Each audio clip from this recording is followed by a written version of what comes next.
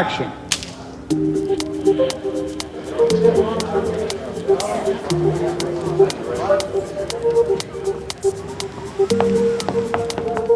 Hi, I'm Steve Jelly. I'm co-founder and co-CEO of Dimension. I also run DNEG 360. We're here at Cinecittà Studios in Rome. We've just finished a very long show. We've been filming all year. We have a wonderful crew here, and we got the chance to essentially shoot some of the greatest hits. So we've created 5 shoot days. We've done a different thing every day to really show the evolution of where we've got to now. We are specifically on stage 18, which is their virtual production stage, kitted out with an 8-meter tall LED wall, 25 meters wide. The beauty about this wall is that it's big enough for us to do pretty much anything we want to do on it. And on top of that, we have a rotating stage, which enables us to do fast turnarounds. We can prep on one side of the stage and shoot on the other, or we can do reverse shots just by turning the stage. Having been through the process of refining how virtual production works and how it integrates into traditional production, we're here at Cinecittà to test shooting setups that haven't been possible in virtual production, but we now know that with the advances of technology, with improvements in Unreal Engine, we've set up a series of scenarios that are going to test that and demonstrate how we can take it into next year.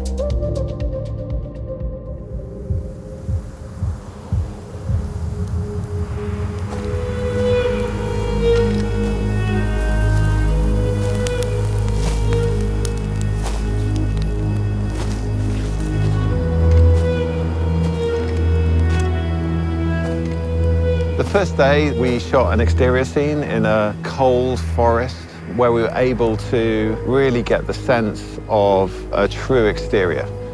It felt cold, our actors were bathed in a bluish light. We had a virtual pine forest on the ceiling, and we had a very limited foreground. The challenge is that everything was really underexposed. It's supposed to be dusky, feel a little bit like Revenant kind of mood. So that made it particularly challenging when you're working with very, very low level of lights. One of the things we pioneered this year was shooting on a very wide lens. As you'll see behind me, it's a very big wall, but we've learned how to do medium wide, which drastically opens up the extent of what you can shoot on a volume like this. To get shots like we did, you'll be out freezing with all your crew overnight. If you don't get your shot, you need to come back the next day because, we wanted the perfect shot where the sun is just dying. So you got 15 minutes if you're on location to shoot that shot. We shot it in 30, 40 minutes. And then the last 2 shots, we shot them in 7 minutes each. So that's something that just doesn't happen on location. I was showing it to some drama producers, and it just clicked for them. They were like, oh my God, I don't need to shoot at magic hour in winter. I would never need to go to the snowy Arctic. I could control all of that inside a soundstage like this without compromising the visual result.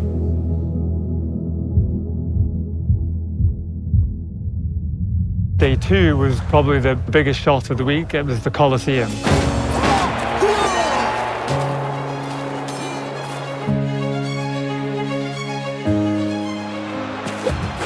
The Roman Colosseum is a hero shot in any epic Rome series, so we wanted to try and push the boundaries of what we could do with the Colosseum on a virtual production stage. Often scenes like this are shot on location, but we want to make it more convenient and push the fidelity and the freedom of what a shoot can be like on an LED stage like this. The screens are getting higher quality and the pitch of the bulbs is getting finer, so we're shooting wide-angle shots, which used to be like a no-no. Like you shoot long lenses, throw the screen out of focus. We've got the screen in focus and a wide background, and it's all going to be live in camera. It's great because we have full control over lighting and weather, but the other things we're doing now are some of the real-time actions that are going on in the background with the fires and the crowds and things moving and working in real time with higher fidelity than you might have been able to do in the past. One of the things that we've been working at DNEG 360 and Dimension is the volumetric captures. We've captured people as scans and then they've created cards. That's something that we've been working on quite a lot in the last couple of years, is to be able to have realistic looking people in the background, as well as having beautiful landscapes. We had some clever lighting techniques and shader tricks that allowed us to light those flat cards as if they're 3D. So if they were facing the sun, they'd look front lit. If the sun was slightly to the side, as they go around the Colosseum, they look side lit. We also had a little set of a tunnel that we go through. And we can do really good things in camera with regard to lighting and exposure. So a lot of the time in those kind of scenes, you'll be in a dark area and outside it's quite blown out. And that's all coming from the wall. It's real lighting. So when you've got people peering through the little gaps in the door, they're being lit by the actual environment. You can see it reflected in their eyes. A scene we shot just a couple of months ago had 30,000 volumetric captures. This scene has 80,000 volumetric captures, which makes the scene come alive. It looks a lot more realistic, but is really important for the future of shooting on LED walls, because 80,000 is a critical number that means you could fill any kind of football stadium, music stadium, anything that has a large crowd. 80,000 is really a capacity crowd, and so that is a key milestone in what we've been trying to achieve. Being able to interactively control lighting, all of the changes that we might want to do live on set, including those characters, has been impossible to date.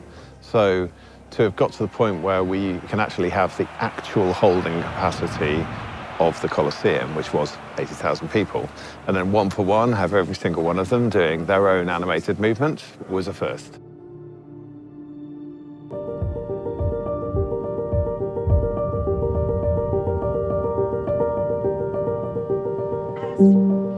We went straight from an epic scene like the Colosseum to a really intimate scene. It's an Edwardian period piece. It's a couple having a date on the coast of Italy. Why don't you take me out in that boat of yours? We'll get a lovely view of the fireworks from the water. One of the reasons that we were doing this is often period drama isn't considered for a big technical stage like this, but it's actually the perfect kind of scene. Period drama is a really interesting genre. So historically, it was really about locations and costumes and the drama. That's what it comes down to, the emotional connection with the actors. So what we tried to do with the day was to do a new scene which is just as focused on our actors and an emotional moment between them, but to do it entirely on a volume. Typically, if you couldn't be on location, it would be done on green screen. And the problem with green screen is the cleanup and the costs involved with that. So what we did was show that something like glass or like a very fine sort of netting, for example, is very hard to clean up with green screen. But this, we do all in camera. So you get the natural reflections, you get natural refraction of light, and that all bounces through the scene, and it just gives a much more sort of natural look than you would get with green screen. For me, the goal was to really focus on getting natural looking shots and making sure that there was actually a picnic under a tent happening on a beach at sundown. And it was all about how integrated the actors were into this setting around them. The way the digital scene was created was unique because it's pushing the 2.5D process further forward. So in the composition of the scene, there is a plate, which is the landscape in the background. There's an HDRI sky that we put together. We captured the digital plate. The midground between the mountains and the practical set in the front is a 360 projected onto geometry. It's not a full 3D build, but it's a composite that has enough depth in it and enough detail that when the camera moves, you get proper parallax. So if the camera's moving in and out or from side to side, up and down, you're really getting a sense that it's a true location that you're viewing. One of the things I love about virtual production is the way the actors respond to it, because most of the time previous to virtual production, they were on a blue screen set and they're in an environment, they're having an intimate scene, but there's nothing for them to react to that adds extra performance. And with virtual production, they could look out over the edge of the boat and see the background, and they could be looking at the same areas together and talking about where they are. Isn't that simply marvelous? If sci-fi was the first wave of virtual production, where we needed to imagine impossible worlds on the screen like that, I think the second wave is really driven by being able to transport you to anywhere through history, any kind of costume, any kind of place, in a shooting environment that allows true performance and intimacy. It's a real game changer, and I think writers and producers are just sort of discovering now that they have sort of limitless options when period drama is concerned.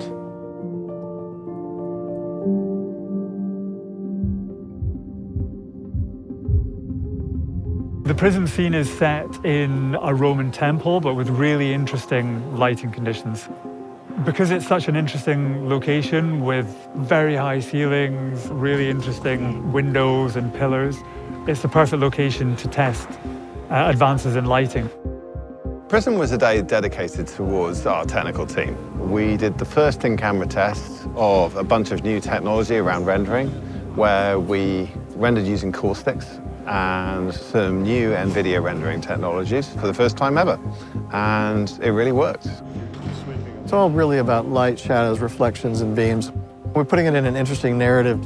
This intruder enters this museum in the future, is discovering these things, and when he opens a box, we have interactive particles coming out that are going to transform a stone statue into a glass statue, and then this museum is going to light up in all its glory with lighting and color. So we'll go from this mysterious place to this extravagant interior gallery set. So visually, you know, you'd want to take people on an engaging journey, but we're going to use it to set up what would have been some really complicated shots in the past.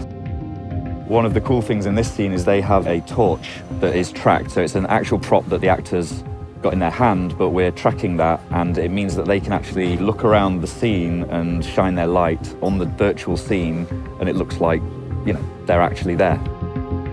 The big thing with this is we're using our custom RTX build that's been made by our Unreal developers in Dimension. So it pretty much allows, you know, better ray tracing, real-time caustics, lots more lumen lights, because a big hold-up of current engines is that you can have 4 lumen lights at a time. With this we can have like unlimited, and we get proper refraction. We've built in lots of little details to try and get that out. It's really exciting because it's going to give a level of realism to our lighting that's never been seen before. It's super early days. This was the first test, but we'll be using that technology for everything we light on this stage.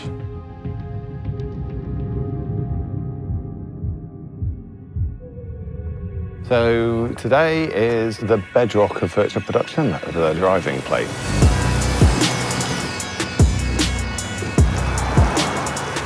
We're shooting scenes in cars with people getting in and out of cars. And the best way to shoot it is on a volume like this. We're shooting with a rain bar and a wind machine, and we're capturing reflections in not just the car itself, but the raindrops, the wing mirrors, and having a wraparound stage like this really allows those things to shine and have a believability to them that you can't get anywhere else. Some other scenes that we're doing are car chases. One of them is set in 1920s Harlem, and we've created that as a full 3D environment. And we're going to have a practical car that the actors will get in, and then we're going to trigger animation of the whole background as if they're driving down these streets.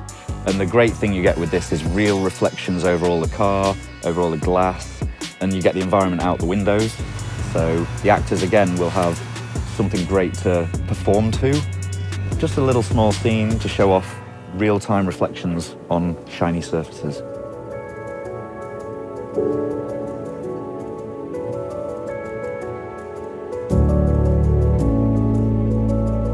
We've achieved an incredible amount over the last 5 days. We've done 5 completely different setups in 5 days intentionally, because we were really looking at not only the visual quality of virtual production, but the efficiency of virtual production, and how we can really prove to ourselves, crews, that we can integrate quickly, we can achieve incredible quality.